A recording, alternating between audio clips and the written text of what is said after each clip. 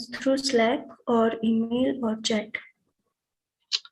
Where else can you put it? Slack or where?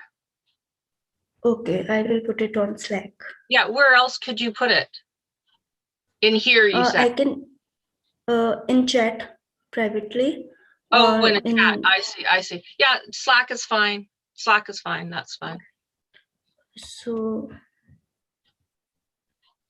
we are live streaming now. You can make me co-host, and we are good to go now. Okay, great. Thanks. Thank you. You're still host, so you have to take yourself off a host.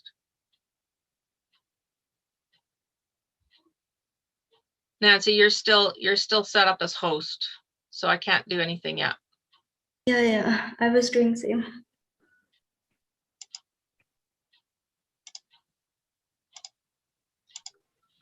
Thank you. Good morning, everybody. Welcome to today. Hi, Tony. How you doing? I'm doing great. Good to see you. Beautiful. Yeah. It's a sunny day here where I am. I left my blind open just a little bit. If it is too glary, let me know, because I'm testing it out, because I feel a bit dark sometimes when I close it all the way. Welcome, everybody. Come on in. Hi, Elizabeth. Good to see you. How are you this morning? I'm great. It's Saturday morning. I'm going to work on the balcony, my garden on the balcony after the class. After this class, I have one more class, and then I'm free to work on stuff around the house. Sort of my casual day Saturdays, so that's nice. All right. I don't know how many people we have today. We probably have a fair amount. This is a pretty popular class. All right, well, everybody just get yourself settled, get your water, and you might want to have a pen and paper if you want to take a few notes. I will say that I do provide a nice little gift at the end of the class. It comes in the email, and it will be a little booklet with the 7 recipes laid out nicely, so you can print. It's a PDF, so you can print it or leave it on your computer or your phone and be able to see the recipes. So you don't have to write any of those down, but if you do want to take a few notes, sure, that's a nice idea if you'd like. Okay, Veronica's coming in from Hawaii. Very nice. Whereabouts in Hawaii are you, Veronica? Aloha. I'm on a small remote island of Molokai. Oh, Molokai. Okay, very nice. Well, I try to make it to Maui every year. Now, of course, the last year couldn't go because of COVID, and then because I'm in Canada, and the year before we did a trip to Australia instead. We're sort of travelers, my husband and I. But yeah, Maui is booked for mid-October this year, so I'm praying and hoping we're allowed to go. Wow, Maui is so hectic. It's so busy. Yeah, I think if I go at the mid-October, it won't be as bad. All the Canadians seem to show up later on, but who knows about this year, right? Things are all different. So yeah, welcome everybody. I'm going to share my screen now and let you just know we have Nancy from support here today. So she's going to be helping out in the chat. So if you have any technical questions or any problems or issues you're having, she will be the person that you can either send a direct message to her or just put it in the chat that you need some help. And let me just get my screens ready. So 7 healing foods, 7 simple recipes. Have any of you taken the class before? Has anybody taken it already? And this is sort of a refresher on things? No? Nobody's taken it? Okay. Well, it's great to see some new faces. Now, I am not recognizing some of you. So I feel like Michelle and Larita, Diane, I don't know. Maybe I've seen Diane before. Anyways, it's great to have you all here. This basically, as the screen says, nutrition is our best defense and offense. So if you're a, football person, if you have defense and offense, it's good to be good at both, to be a winning team. My name is Ravina Chandra, for those who have not met me, and I am in Canada. I live on the West Coast, the furthest West Coast you can go. So I am in Victoria, BC, British Columbia, about 2 hours north of Seattle for any of you that are in the United States. So just so you get a sense of where I'm at. Sort of similar weather. We have a little bit maybe more sunshine where I live. And I've been involved with health and wellness my whole entire life. As a young child, I was always interested in health, what made people happy and healthy. And then I did my nursing degree in university. And then I kept going and doing more studies on prevention, because I feel it's good to have the medical, but isn't it good to know prevention wise? Like, what can I do for my backache? What can I do to prevent myself from getting diabetes? It runs in my family. Whatever it is, I think it's important to know that we do have the power to heal ourselves through food, because we've been doing it for thousands and thousands of years. Unfortunately, we have kind of stopped doing that as much with processed foods, packaged foods. We've forgotten how healing actual real whole foods can be for us. So that's going to be the focus for today. I love when you have your camera on. If you don't mind putting your camera on, it's great to connect with others. We learn from each other. That's the main thing. I've had people take my class a couple times, the same class, because they learn from new questions. So keep that in mind if you decide to take a class again. Nancy, can you hit the record button if it's not on? I'm not sure if I hit that for yeah, I have started the recording. Perfect. Thank you so much. Sometimes I forget that, you guys. So we are live streaming today. And if for any of you that are not sure what live streaming means, if you look at the website for Get Set Up, down on the left-hand corner, I believe is where it usually is, there's a little TV icon, and you can click that.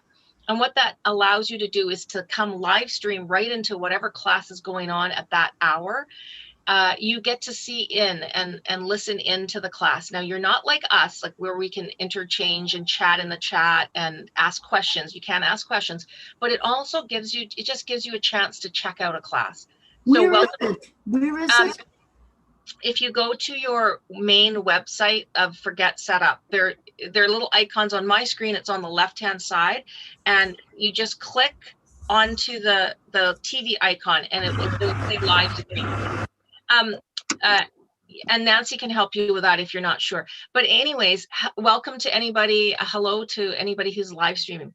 And then lastly, I just want to mention that we don't get paid for talking about a service or a goods on any of our classes. So if I do talk about something, it's just probably something that I really like. So just keep that in mind. All right, let's get started. So the objectives today, we're going to understand a little bit more about what what the healing power of food is all about. And then we're going to actually look at 7 healing foods. And with each of these foods, towards the end of the class, I will then show you the booklet that you're going to get, and we'll just talk briefly about the 7 recipes that I've chosen to share with you today. And some of them are very special to me because I've acquired them through special means, I guess I would say. Some of them I've kind of like created myself a little bit, or modified something that I've seen. So that's really exciting if you like food, which I do. All right. So I want to put a question out there to you. How many of you have used a food in the past to heal either a symptom or a condition that you have? Maybe your mom gave you something, or your grandma or your grandpa or a relative. Anybody have anything that they can remember from their past? Ginger for your stomach. Okay, yes, nice. So ginger.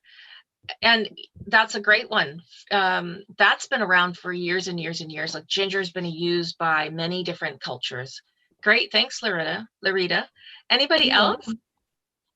Anybody else have anything they can remember from childhood, or even maybe last week that you used? No? Chicken soup for a cold, the Yeah. broth. Yeah, that was something that my mom did. She used to do the chicken soup, take the whole chicken and make like this huge big soup, and something in the bones. I can't remember really what we were told as kids, but we were told to drink it. And it might have been the fluids too, getting fluids into us if we weren't really wanting to drink water. So a nice salty broth, or a nice tasty broth. Yeah, so we have been doing this for a while, and maybe we've forgotten. So it's kind of nice to perk up some memories from the past of what we might have done. So let's talk for a second about healing food. So Natural nutrient-dense foods are known to help protect us from and mitigate us from or even cure chronic diseases. And it's been known for many, many years that that's the case. Whole foods, we're talking about the whole healing foods. They also have been known to slow down the effects of aging and also to promote our longevity, so giving us that long, full life. From the picture, as you can see, I'm really talking about the healing foods that are whole foods, not like a package of well, obviously I'm not going to say package of cookies, but even like a packaged, let's say, potato fritters or something like that, where it's been packaged and processed. I'm talking about the nutrient dense foods. And why is that? So before I go on to what I'm going to say on the slide, what I want to say, somebody asked me this question once, what is nutrient dense? What does that mean? What kind of food is that? So very simply, when a food is labeled as nutrient dense, it means that it has an abundance of vitamins and minerals, which we need in that food, almost more than it needs. So this is how I explain it to anybody who's just sort of trying to understand the concept. When you eat anything, when you put anything into your mouth, guess what? Your body has to process it unless you spit it out, right? So if you're going to put it in, your body has to do the processing to get it down, to digest it, to break it down, hopefully absorb some nutrients if there's anything in it, and then basically poop it out, right? So that takes energy, which means it takes certain vitamins and minerals to do that. So here's the thing. If you eat something that has no vitamins or minerals in it, and we eat a lot of those things, well, in general, most of us will eat non-functional food. So a bag of chips, for instance, it might say it's got a little bit of, I don't know, potassium in it, but really a bag of chips most likely doesn't have a plethora of vitamins and minerals. But you eat it, your body still has to process it. So it still has to go through its actions, and it needs a bit of selenium, it needs a bit of vitamin D, it needs whatever it needs to do the full digestion, and out it goes. So if you eat a non-functional food, you are kind of stealing from your stores in your body. So hopefully you've got some extra vitamin D stored and an extra vitamin E stored, if whatever it needs. If you tend to eat a lot of these foods that aren't dense, nutrient dense, guess what happens to your stores? They go lower and lower and lower and lower. And you don't even have enough vitamins and minerals to break down and process what you're eating. So if you eat a banana, for example, banana is full of potassium. It's full of trace minerals and vitamins. The banana, when you process it, will use what it needs to process the banana, but now you've got an excess of potassium, so it can put it in your potassium store. Do you get what I'm saying? So that's how you know if a food is nutrient dense. So when you read it in, blogs, or you read it in a magazine or in a book or online, when they say something's nutrient dense, like kale is nutrient dense, it's packed full of vitamins and minerals. Most fruit, I would say every fruit that I know is packed full of nutrients, vitamins and minerals, nutrient dense foods. So the other reason that nutrient dense foods are so healing for us is because they reduce inflammation in our bodies. I want you to really take that in. Reducing inflammation is like the number one thing that you want to do for your health. Like, honestly, we don't always know how much inflammation is kind of going on inside of us. Maybe we feel a bit of bloatiness or puffiness in our face, or we just don't feel like we did when we were healthy. We might have inflammation in our bodies. And often, as you can, like say you hurt your arm and it gets red and inflamed, you can see that it's hurt and it needs to calm down and heal. Before it can heal, you might need to bring down that redness and do something with that before your arm's going to heal. If it stays red and hot and swollen and all that, do you think it can heal? Usually not as good. So many functional medicine doctors and nutritionists to do with like functional nutrition, which is about food, state that if your body is in inflammation, that's the tipping point into disease, possibly. Okay, so just understand that if your body is kind of like fighting something and it's just not happy with what's going on, your body part's not going to heal. For example, I had inflammation in my knees, and my knees always hurt. No matter if I was walking upstairs, downstairs, down the street, I had to, it was just not good. When I really focused on reducing that inflammation, my knees don't hurt anymore. Isn't that a miracle? Like, it feels like a miracle to me. So inflammation, number one, you want to reduce it in your body. And there are not anti-inflammatory foods that can help you with that. And there's pro-inflammatory foods that make your inflammation worse. For example, and I'm not against dairy products, but I'll just say in general, dairy products are pro-inflammatory. They cause inflammation in your body for most people. Keep that in mind, okay? So I wanted to just really unpack that whole idea of the inflammation. I'll tell you one more thing. When you do get your blood work done, if you see your family doctor regularly, or you get blood work done once a year, if you have a certain medical condition, they may check it anyways, but you can ask your doctor to add it to your blood work. And it's the C-reactive protein. That is what the line is called. I believe it's the same in Canada, same as in the United States. The letter C, then a dash, reactive, the word reactive protein. That is the name of the blood test that will tell you how much inflammation is going on inside your body. So if you've got some infection that your body's fighting, that number is probably going to be like high. So keep that in mind. If there is something going on, like say you have gout, for example, that number probably is escalated. All right, so let's move on. I mentioned functional doctors, functional medicine doctors. Dr. Mark Hyman is somebody that is a functional doctor, and same with Dr. Axe. Both of these doctors really truly believe that, you know, what you put in your grocery cart has the hugest impact on your health. So what you're eating is the biggest thing for your health. Maybe they also believe that your environment affects your health, and let's see, like, you know, where you live and maybe how you've been brought up. But a huge impact is what you put into your mouth. So you might have seen Dr. Mark Hyman actually has a really good podcast, and he has like just really great articles, very easy to understand. He's been on Dr. Oz, I think I've seen him on Dr. Oz. Okay, so I have chosen 7 foods for us today. There's thousands of healing foods. Honestly, there's so many herbs and plants and food items out there, whole foods. Some that we just forget, that we don't even look. Like, I go to the grocery store sometimes and I look at something, and yeah, sorry, I'll just write this out for you guys. Let me just do that. Actually, Nancy, could you do that, please? Write out the C-reactive protein, the test, and just put it in the chat for everybody. And it's to test what your inflammation levels are in your body. So, Sorry, what kind of proteins means?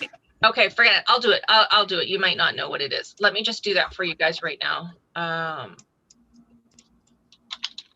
Reactive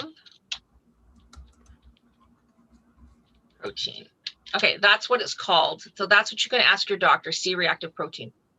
So I've chosen 7 healing foods for today. And the reason I chose what I chose is, first of all, they're some of my favorites. And secondly, because there's things that I feel are accessible to most of us. If you live in a remote area, maybe something might be a little bit harder to find, but I didn't put all these obscure things on the list because, you know, some of you will be just like, okay, great, you've got all this great knowledge about these amazing herbs, but I don't even know where to get that in my neighborhood. So I picked things that are pretty accessible as far as I know. So let's get started. The first one, are you surprised? Apples. Apples. You know, we know what they say about apples. We heard that saying, an apple a day keeps the doctor away. There is some great truth in that statement. And why is that? Well, first of all, we're so lucky to have all these amazing fruits on earth. Like, really, seriously, fruit is a nutrient-dense item packed full of vitamins and minerals in the perfect ratio that our body, the synergistic way that we can absorb absorb it, not from like a pill or a, you know, a capsule that's isolated something. The apple is beautiful in its full form. So why else are apples just amazing for us? Well, they have this high amount of pectin, which is that beautiful soluble fiber. When you eat this like really nice fiber and you chew it and it goes through your pipes, going down through, what does it do? It kind of is a cleansing thing, right? That nice chewy, that fiber helps to clean our vessels. And it's very, very well known through studies how important it is for our heart.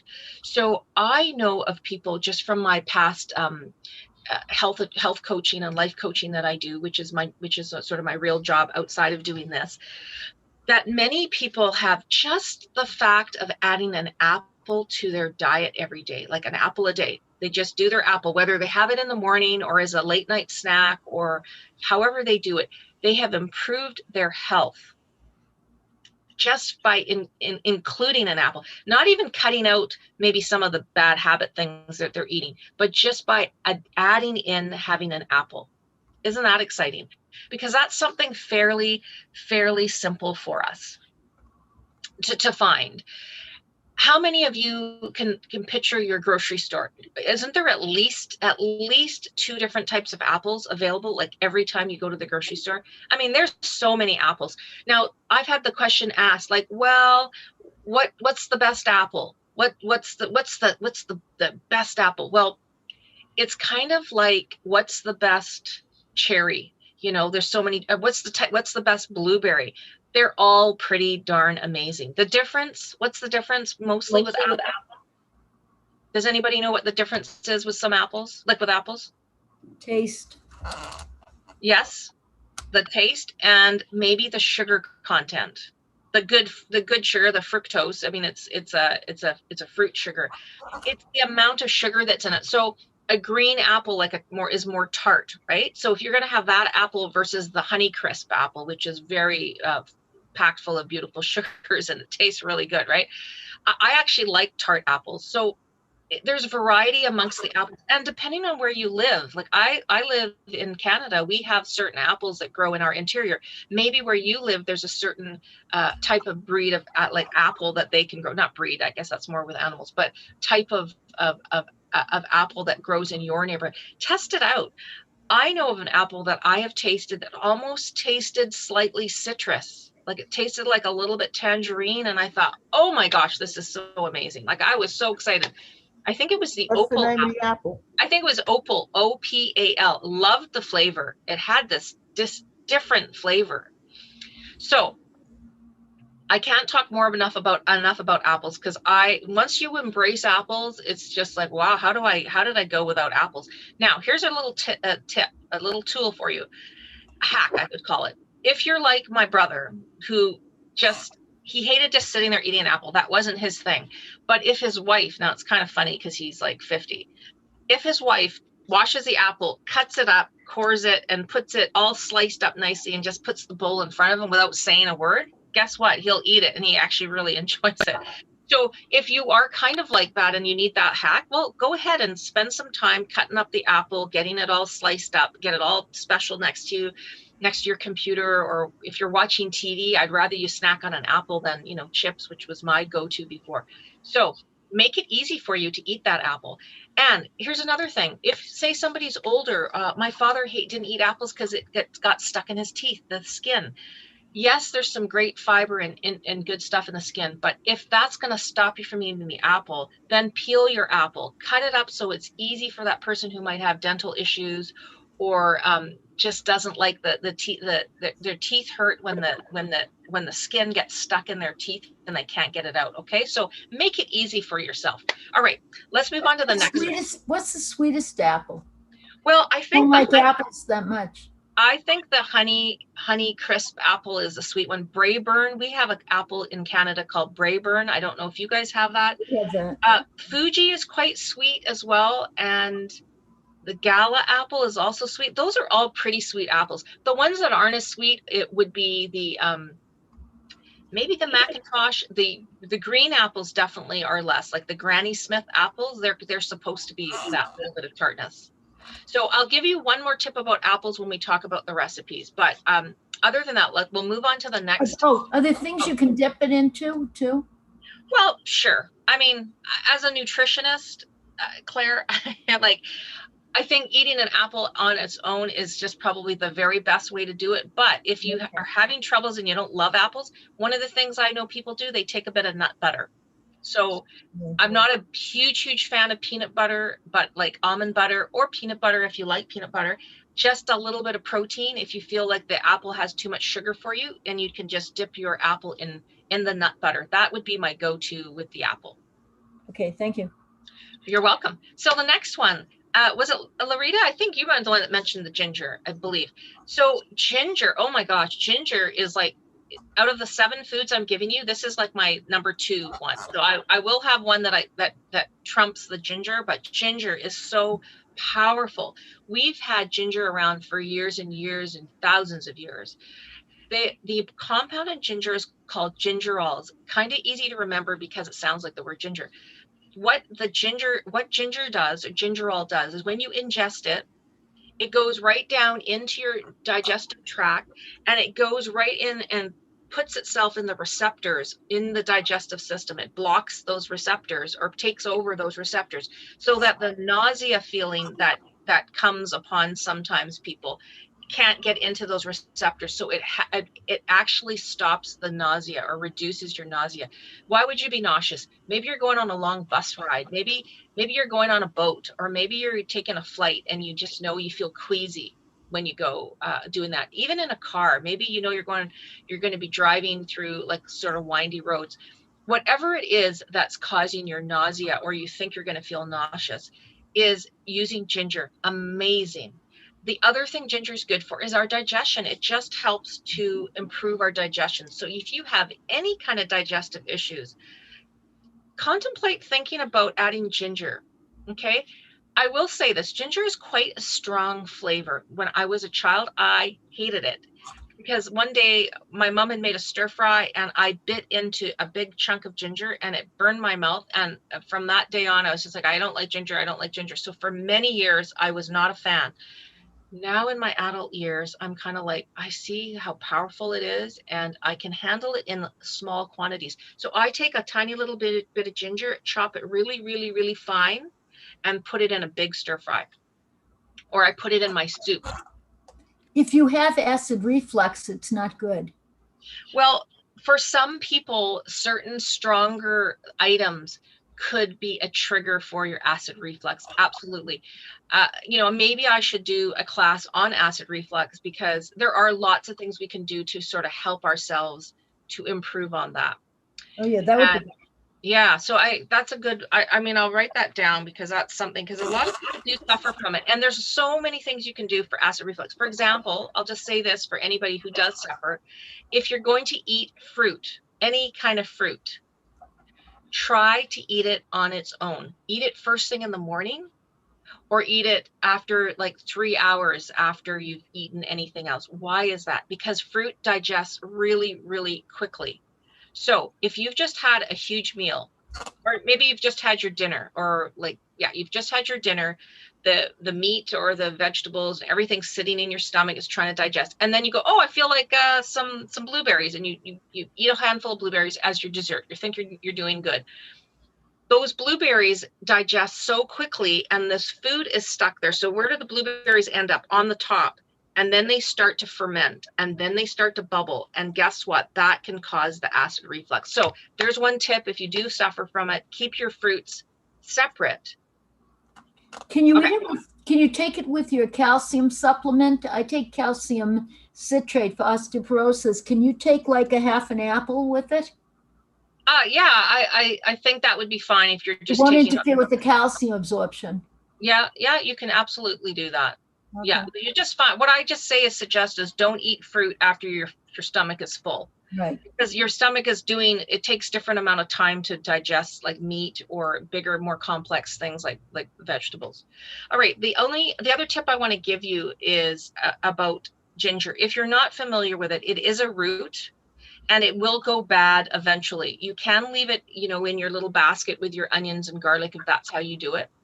But if you're not sure how fast you're going to use your ginger, it could last a good 3 months. But what I would suggest is taking a good, strong freezer bag and put it in your freezer. And when you need your ginger, just pull it out and chop off a tiny little piece and let it sit for a couple of minutes, and then you can use it. And just put the rest back in the freezer. Not forever, maybe 3 months at the most, you know, four to 6 months at the most. But if that will allow you to use your ginger before it just goes bad and stale and hard, and you go, why did I buy it? I never used it.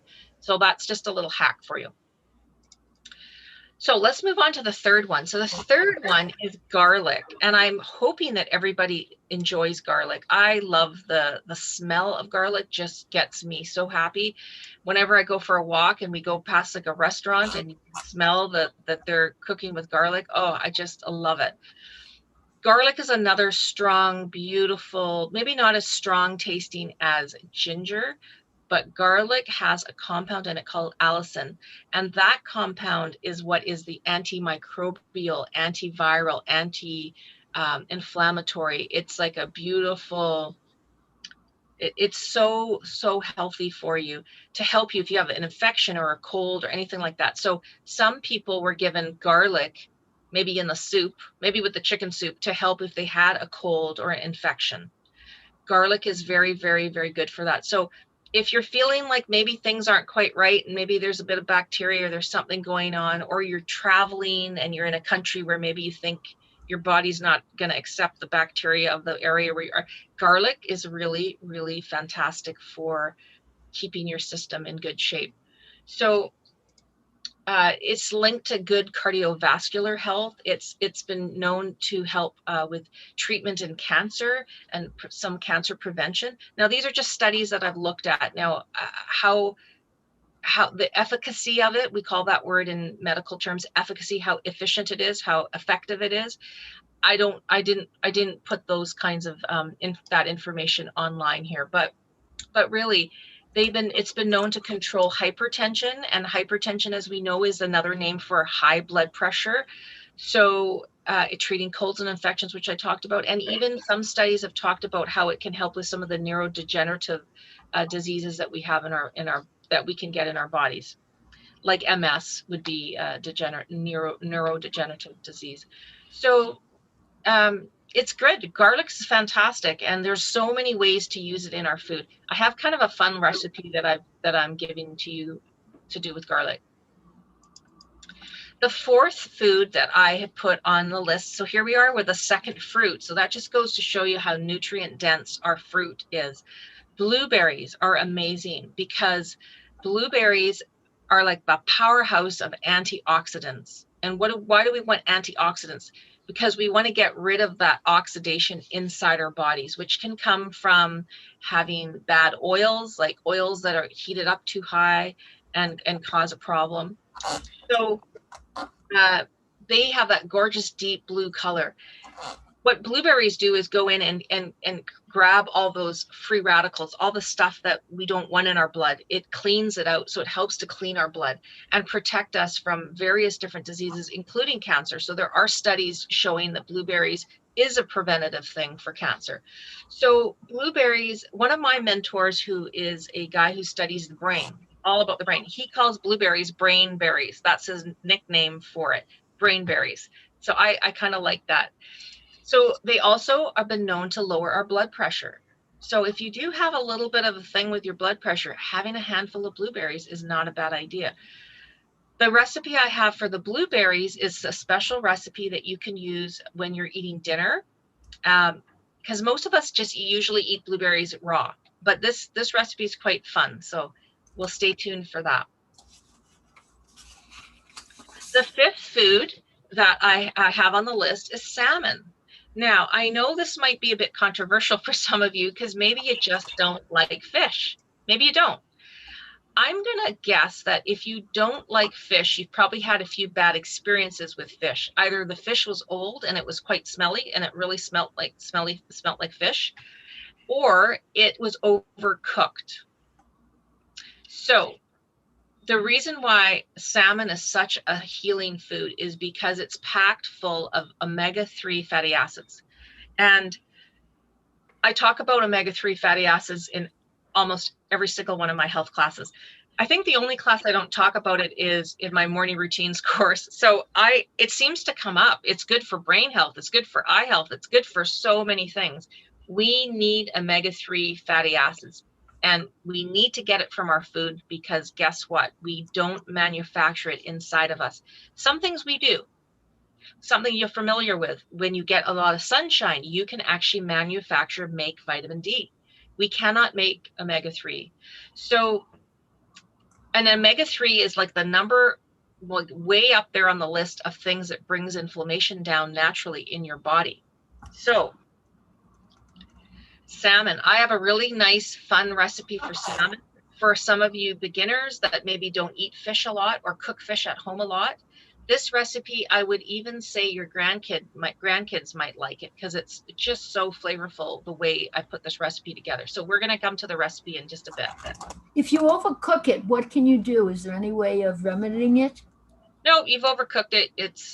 I would just eat it. I wouldn't waste it, but it won't taste anywhere near as delicious as if it's like overcooking a chicken breast. You know, it gets dry, and then it's just like, ugh, you have to put a bunch of sauce with it.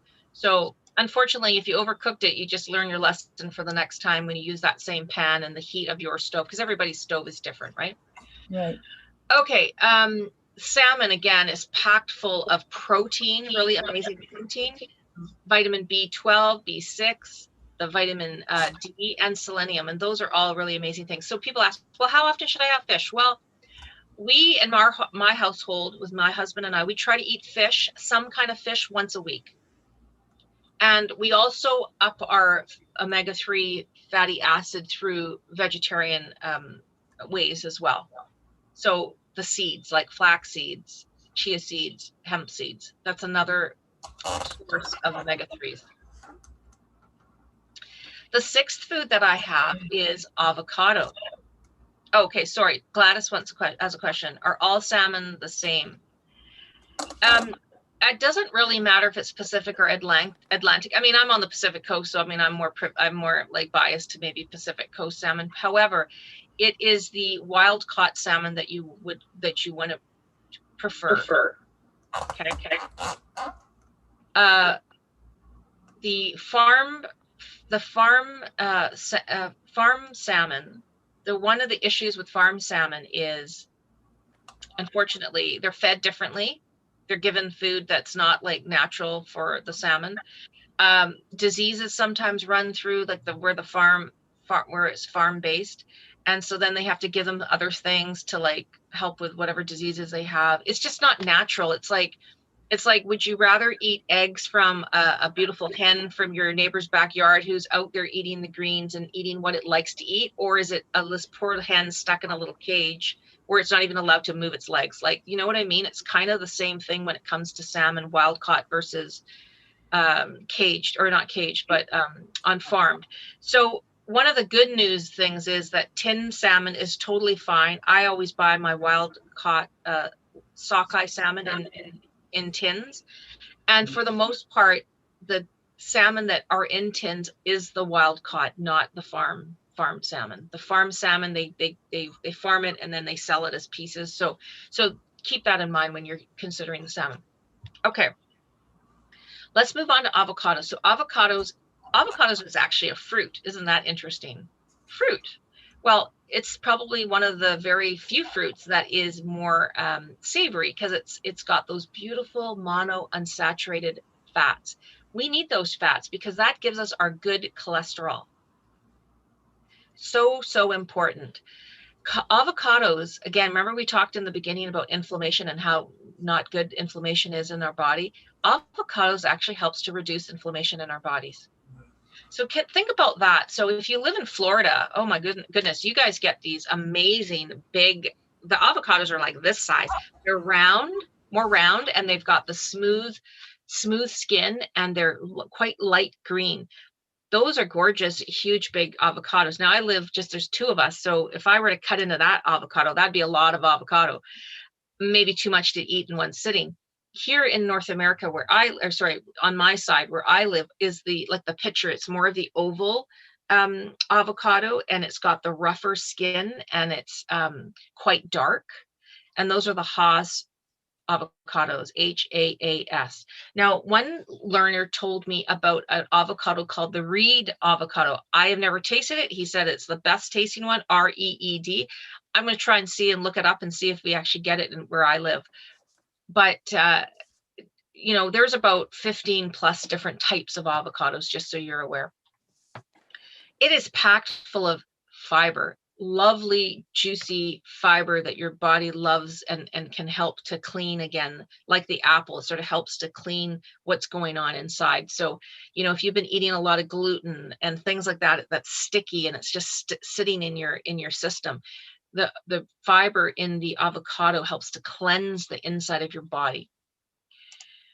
And then lastly, before we go to the recipes and go through those, yes, thank you, Nancy. Yeah, chia seeds, flax seeds, and walnuts, pistachios, they all have like really good amount of omega-3s.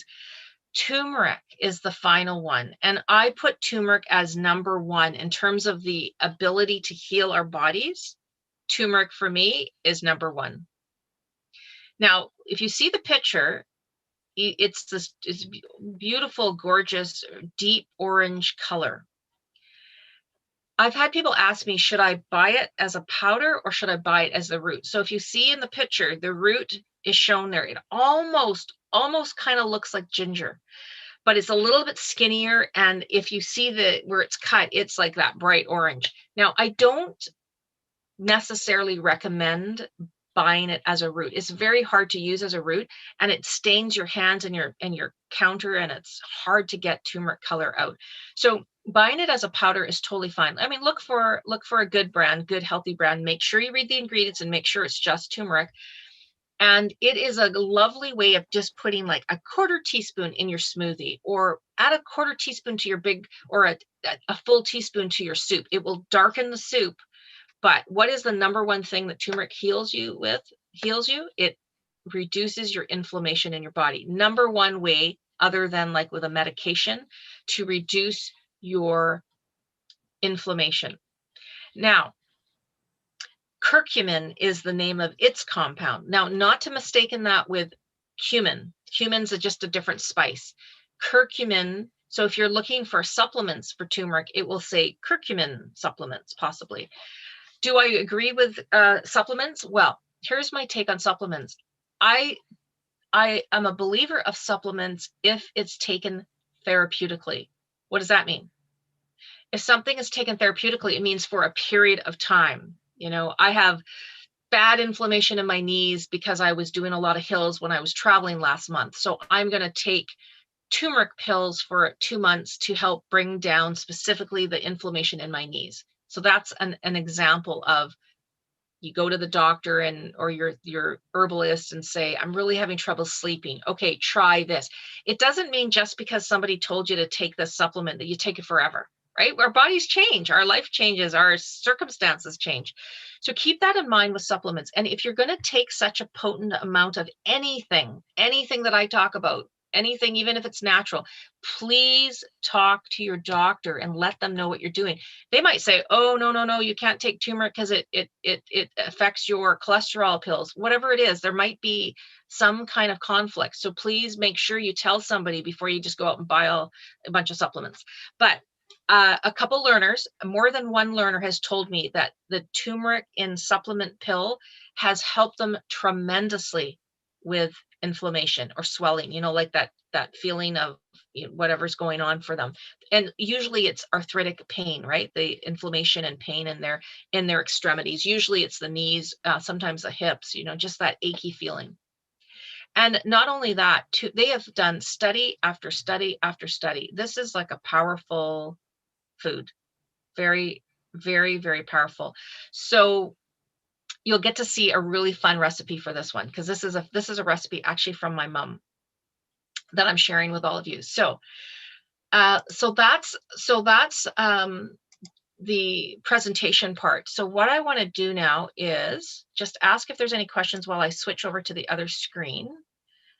Does anybody have any questions before we look at the recipes? Anything? No? Probably excited to look at what the recipes are. And I do also really enjoy when you try the recipes and then you see me in another class and you tell me that you tried something, if you liked it or not. Sometimes I've had people even say, hey, I love that recipe, but I added, like the first recipe, somebody gave me a hint and I thought, oh, I should add that into that recipe. Good idea. So the first recipe, and it goes with the 7 foods we've just done. And you guys can also, yes. I guess Elizabeth wants to ask something. She has put her hand. Sorry, you cut out there, Nancy. Say that again. I guess Elizabeth wants to ask something. Elizabeth. Okay. Yeah. Sure. Go for it. Do they have their hand up? It's hard for me to Yes, see. I did. Hi, Yes, I had Elizabeth. Sure. What's your question? It's not a question. I wanted to let you know that I have everything in my kitchen except avocado. Oh, wow. Good for you. That's great. Hey, that's great. But Honeycrisp is my favorite apple.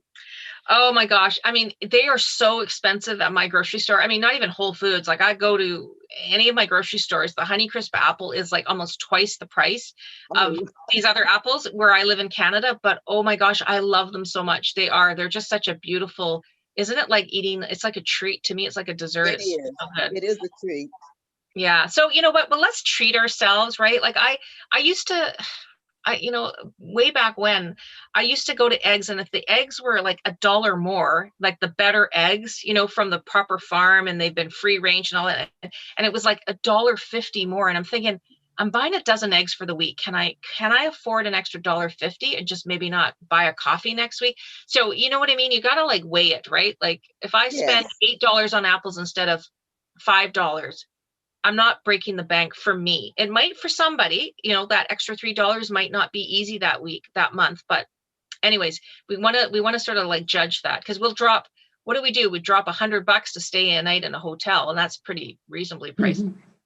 So anyways, thank you for sharing, Elizabeth. So you guys can see my screen here. So 7 healing foods, 7 simple recipes. This is my Vibrant Living little cookbook, instructed by me. So the first one goes with the apple. So this is my chunky applesauce recipe, and I like it chunky. You can do it otherwise, but I like to do this in my slow cooker, or what we call a crock pot. Some of you call it a crock pot. I don't know if there's another name for it other than those 2 names. I love pulling that out. I have an old one from like the 1970s, I think. It's just an old crock pot that has never died. It's just this amazing, it's quite wide.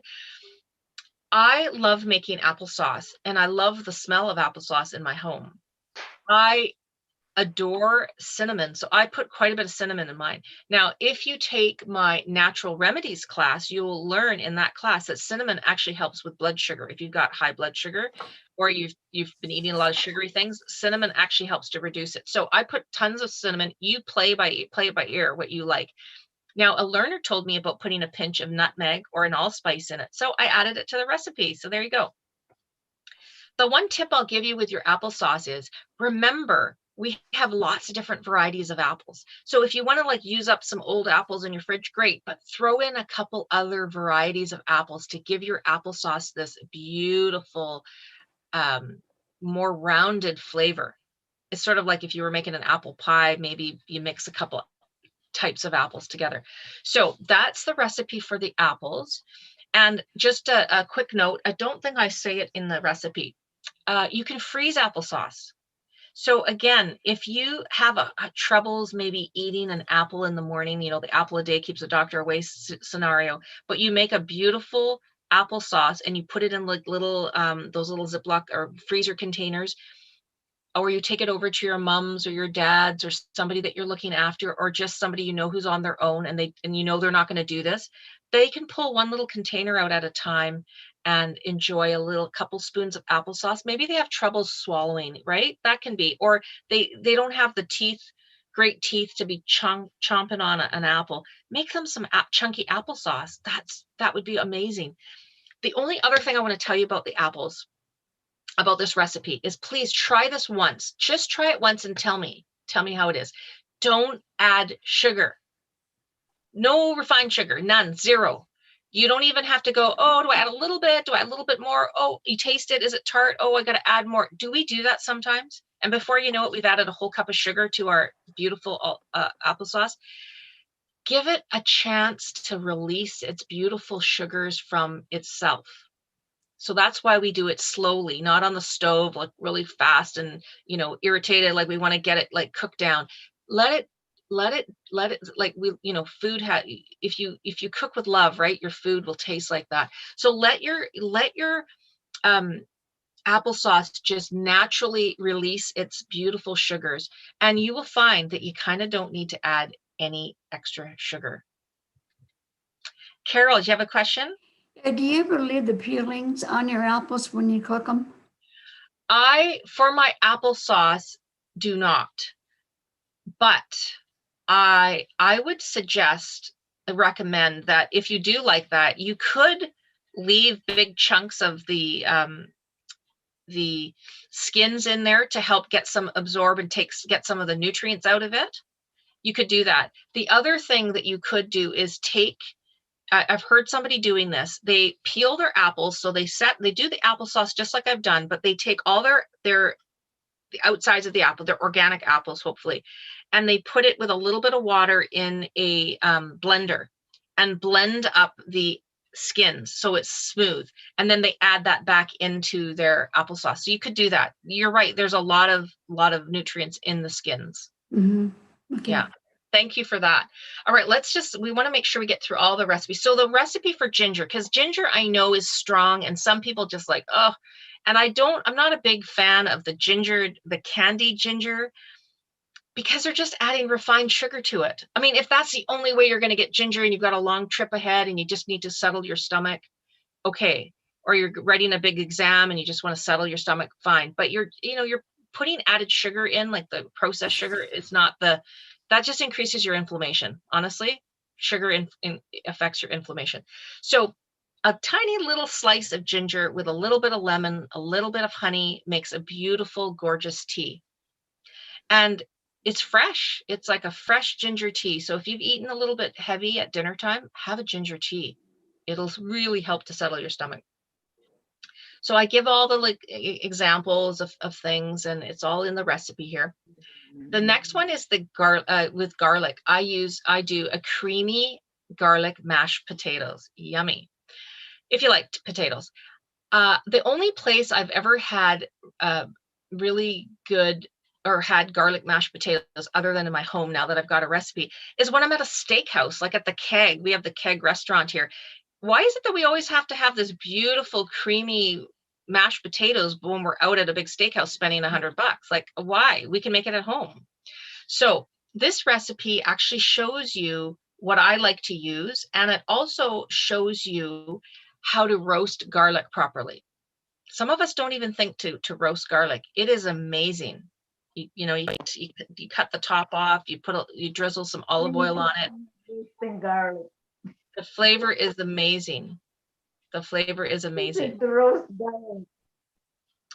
So the mashed potatoes recipe, I use the Yukon Gold or the yellow potato. That's the one I like. Can you use russet potatoes? Yes, you totally can use russet potatoes if you want. But the potatoes that I like is the Yukon Gold. Maybe it's the color of it that I like, but it could be just the way it mashes up. All right, so then the next recipe I have is a blueberry vinaigrette dressing. Most of us have blueberries fresh, usually, right? Or we have a frozen bag and we pull it out and put it maybe with our oatmeal or with our cereal, maybe. But this recipe is made fresh. You do need one of those kind of like a NutriBullet or Magic Bullet, like a pretty strong blender. You can't just use a hand mixer. And it's a combination of the blueberries with a little bit of balsamic vinegar, a tiny bit of honey, a little bit of lemon juice, salt and pepper. And you do need the oil. Remember to put the oil in, because otherwise it won't emulsify. It won't get smooth. And it can last probably in the fridge for about a week, because just think it's like fresh blueberries if they were just sitting in your fridge. So I like to use this on chicken. I like to use it on fish. and on salads. So it's quite versatile that you can use that. Okay, so the next recipe for the salmon is maple soy glazed salmon.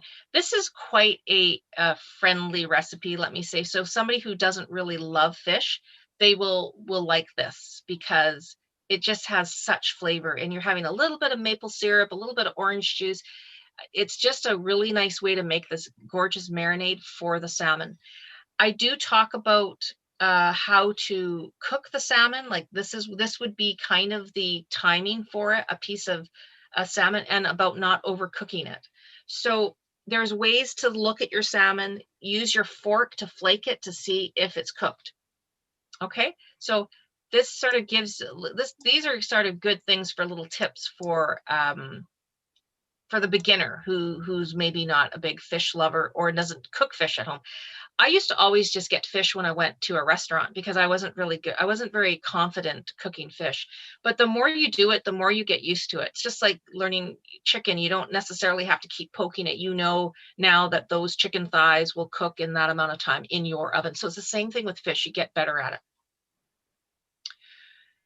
The last few recipes, guacamole.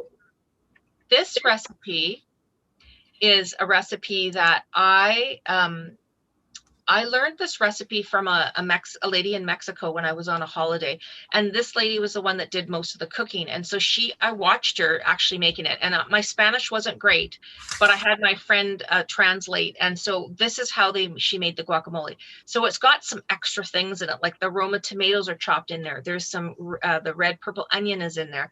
This is an amazing way to use your avocado. So if you have a big avocado and you're thinking, I don't know how I'm going to use it, maybe eat part of it fresh on your toast or whatever you're going to eat, and make a guacamole with the rest. The thing about guacamole is it oxidizes so quickly, right? It goes brown so fast. I give a little tip on ways to keep it fresh.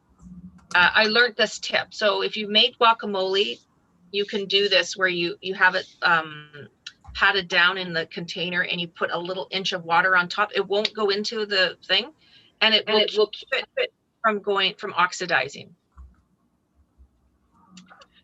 Okay, and then the last recipe is Sarita is my mom's name. So this recipe is a yellow dal recipe. So dal is an Indian term it's like a pea soup. This recipe is the very first recipe that my mother taught me to make as a young girl. So my first Indian recipe. My parents are from Fiji Islands, but my ancestors would have been from India. So this recipe uses the yellow split peas, and they call it the red lentil, but it's actually orange in color. When you see it in the store, it's orange. It's not really red, but they call it red lentil. So combination of those two things. Now, if you look at this recipe, I've got 2 teaspoons of turmeric in it. So it's got a lot of nice turmeric in it. I talk all about preparation and how to give it that magic. You know, there's a magic to make it taste really flavorful. And guess what? You're using garlic and onions to flavor it, and butter. Or if you're vegan and you don't use butter, you can use coconut oil. So I'm sharing this recipe. Is very, very special to me. My mom passed away about a few years back from cancer, and I miss her every day. Like, it's crazy. I miss her all the time, especially when I talk about this recipe. I get teary-eyed a little bit, but I wanted to share it with you, and she would just be thrilled that I'm sharing this recipe with all of you. So that is the end of the the recipes. And not to worry, because I am going to share with you the booklet. You'll get it in the email when I send it out to you shortly. So you're very welcome, Veronica. I'm glad you learned a lot today. So there are lots of classes. I mean, I think there's about 350 classes now on Get Set Up. I mean, there's a variety of things to take: travel classes, tech classes, creative things like craft classes. So take a look at all the classes. There's lots of health and wellness classes, and a lot of them that I am teaching myself. So take a look online and see what sorts of things other classes that I'm teaching. I believe today I'm teaching my optimal brain health class in about half an hour. Can you sign up at the last minute? I mean, how long do you have to sign up before for a class? 'Cause I think you can sign up last minute. Yeah, if it's not a full class, absolutely you can. in the Thank same you. day. Yeah, the Thank same you, day. Barbara. I do appreciate all of you. I will send out the email. There is a little link to give feedback. So if you really love the class, go ahead and give it a rating that you believe in. 5 stars, the highest you can give, or give us some feedback. I read every single one that you say, even when it's constructive feedback to me, like you thought the class was too fast, or just you were distracted by noise, or whatever your feedback is. Don't be shy to let us know, because we really want to improve our classes. So if it's not at the standard that you were expecting, let us know so we can improve them. And then we have a new button now. So when you sign up for a class, this cute little button comes up to say invite a friend. So now you can invite friends to your classes. That's kind of fun. That's a brand new feature. And then lastly, send an email to help@getsetup.io if you'd like the recording, or you would like to suggest a new class, or you want to host an interest group possibly. That's the address to send things to. So I'm going to stop sharing. So I thank you for all being here today. I do appreciate you being here. And if you feel free to come to the class again if you've got a specific question about one of the recipes that you tried and you needed some help.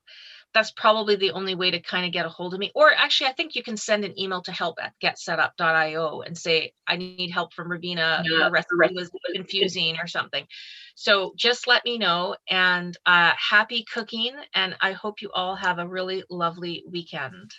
Thank you very much. Thank Thank you. you. Thank you. You are Thank you. welcome. Bye, Thank you. everybody. Bye. Bye. And thank you, Nancy, from support for helping out today. All right. Bye, everyone. Good to see you Bye. all. Bye. Elizabeth, go get those avocados to make it the full 7 in the kitchen. I never know how to buy avocados. Oh, there's a tip on buying avocados. Okay, I'll tell you the tip. When you see the avocados, see if you can find it it's got the little knot still on the top, like it's not taken off yet. And Okay. if you touch it and just wiggle it a little bit and it has some good give, you've got the good avocado, and it's going to be ripe pretty quick. If you've got that little thing at where the stem is. Okay. And they don't, how they always signs, don't squeeze the produce. So don't go around squeezing things, but just leave your avocado on the counter, and it will ripen in a nice way, in a like a slow way. And if you see that it's starting to get that brownie color and you're not quite ready for it, then put it in the fridge, because the fridge will slow down the ripening. But that it's sort of like a cycle. You always have a few avocados that are greener than others. And so, and another tip for avocados, if you've got one and you're like, I need to use it up, put it in your soup. Do you know that if you just cut pieces and put it in your soup, it makes your soup taste amazing, and you don't waste the avocado, and it's really nice warm. It's like very buttery. It's really nice. Did anybody else have a question before I go? No? Are you guys going to try some recipes? Yes. Yes. Okay. Tony, are you going to do some recipes? Yes, but first, I want to ask you something. Do Sure. you have a recipe for salmon croquettes? A recipe? Yeah, salmon croquettes is kind of like a salmon patty, but you make them in little croquettes are a little smaller. Yes. The best way to do that is to take your canned salmon. I would just use canned salmon because that's easiest. And just put your flavors that you like. Like I would chop in very finely chopped onion. I'd add an egg to help bind it. Got Your salt and pepper, and then something. I'm not really eating wheat myself right now, so I would use panko crumbs, or there's gluten-free panko crumbs, or something that I don't say starchy, but a little bit of starch in there. You can use almond meal, like almond flour, if you're vegan or if you're gluten-free, just to give it some binding. And you can even throw chia seeds in there because it'll help to kind of bring it together, or a little bit of brown flaxseed. But I don't want to make this too complicated. Canned salmon, minced onion, salt and pepper, 1 egg, 1 or 2 eggs, a little bit of binder, so breadcrumbs or tiny little bread, and Got mix it. it together, and mash it together, and then put it in a little bit of lightly oiled pan Good. to fry your little croquettes. Gotcha. All right. And then I you can thank get your you. omega-3s. Yeah. Okay, I must go. Thank you, everybody. We'll see you again. Thank you.